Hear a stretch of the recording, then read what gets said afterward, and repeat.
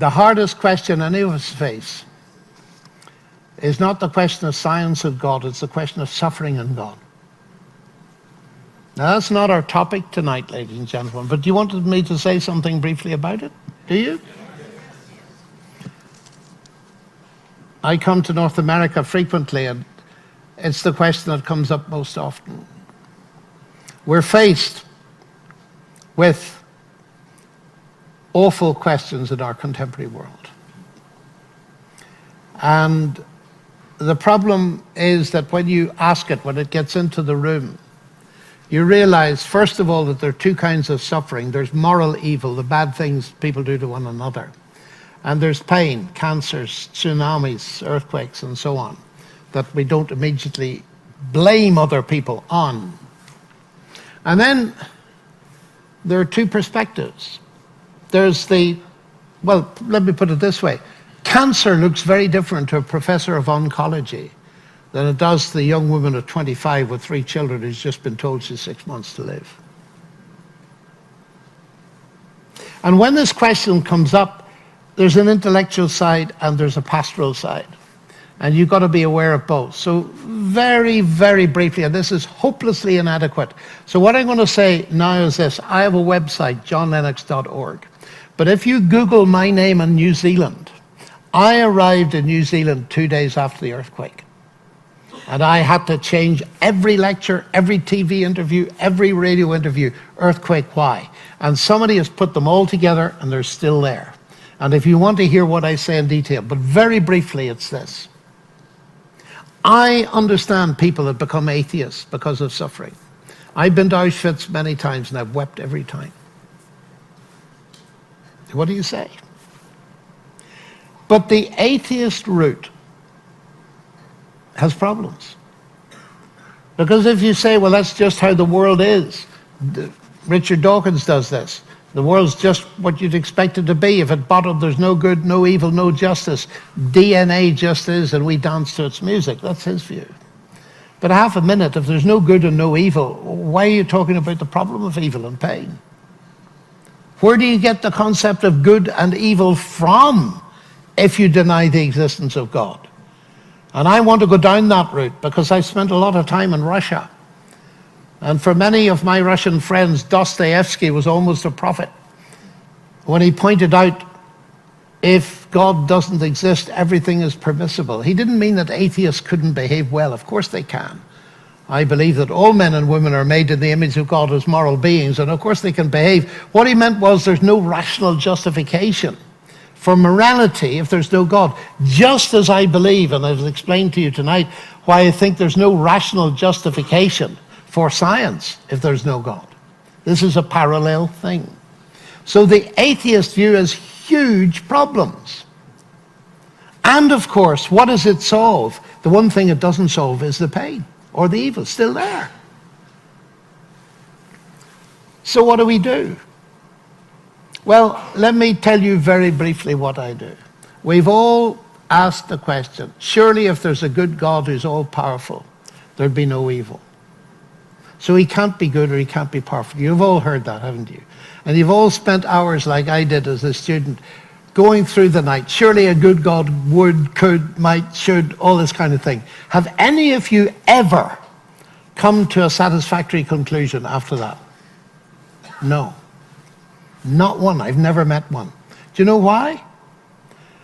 It's very simple to see why.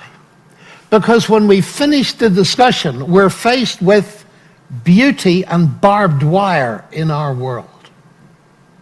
Or beauty and bombs. It's a mixed picture. That's our problem. And any explanations that don't face that just don't wash. They don't work. So how do we cope with beauty and bombs? That's putting it very bluntly. But you know, if we don't face these things, we can't solve the problem of if God was this and this and this and this, then surely he would. The fact is, we got beauty and bombs. I'm a pure mathematician, and one of the few things I've learned from that is, if you can't solve one question, change the question. So here's my question. Granted that it's beauty and bombs.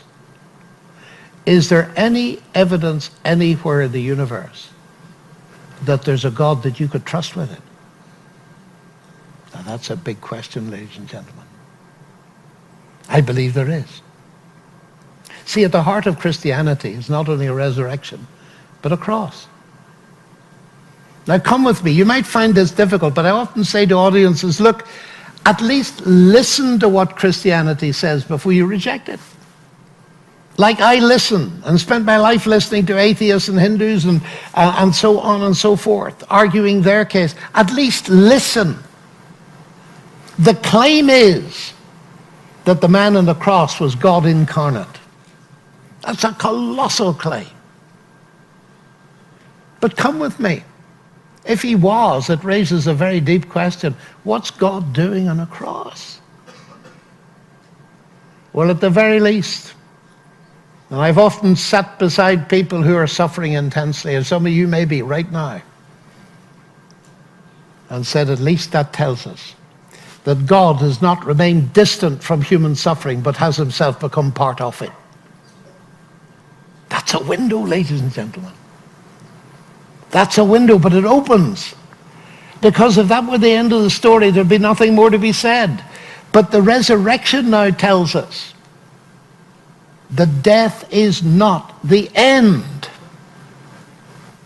And when the early Christian apostles went out into the world and preached the resurrection, one of the main points they made was it guarantees there's going to be a final judgment. That's a marvelous thing. Justice will be done.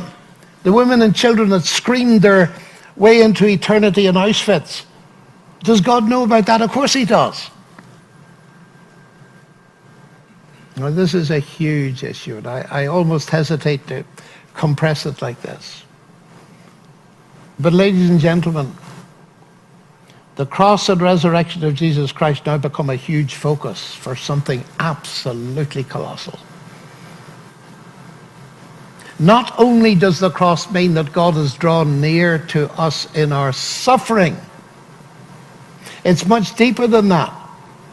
If Christianity is true, Christ took upon himself all those things that cause suffering. All the mess that I've made in my life that's caused other people to suffer. And sometimes I thought it was wonderful. My snide remarks, my hate, my jealousy, and all this kind of stuff. He's taken them upon himself so that he can forgive me. Science has nothing to say about love. It's nothing to say about forgiveness. But the biggest thing that I need as a human being is forgiveness. Is there forgiveness? Human guilt is one of the biggest problems in the universe. Now, as I say, this isn't our topic for tonight, but you did ask me to say something about it. And what I would leave you with this. I do not know of any window into this hard question that bypasses the cross. But what I do know is that millions of people have stood at that cross, and by trusting Christ and receiving him into their lives, they've received new life. You know, so often at these meetings in science, people say at the end, and I'm finishing with this, they say, you know, you're a scientist. Aren't you an idiot, really? Because sitting there talking about Christianity, Christianity is not testable. Who told you that? Christianity is testable, ladies and gentlemen. You know, when you watch young people who are dependent on drugs or narcotics, and then you meet them 6 months later and they're free, and you say, what happened to you? Where's the radiance come from? Well, and this is the way they will put it. Well, actually, I found out about Jesus Christ and I trusted him and I've got this new power, and I watched a TV program last Sunday, I think it was, at home. And it was about narcotic dependence and older people and this house that looked after them, run by Christians. And somebody said, what does this house mean to you? And the man said, you see that door into the house? I walked through there and I got saved. Saved in the sense of his life saved and made meaningful. Why? Because they told him about Christ. You see, I'm pretty old. I'm probably pretty near the end of my life. But I have seen again and again and again and again and again transformation in life. And when you see 2 and 2 make 4 thousands of times, you begin to believe that 2 and 2 make 4. What's it got to do with? It's got to do with Christ. That's the evidence. If that wasn't there, I would quit. But it is there. And I've lived with Christ for over 60 years. And in my family and with my wife, we've put it to the test again and again. Now you say that's all subjective, but in the end, the proof of the pudding's in the eating. If there was no evidence of that kind, there would be absolutely no reason to believe.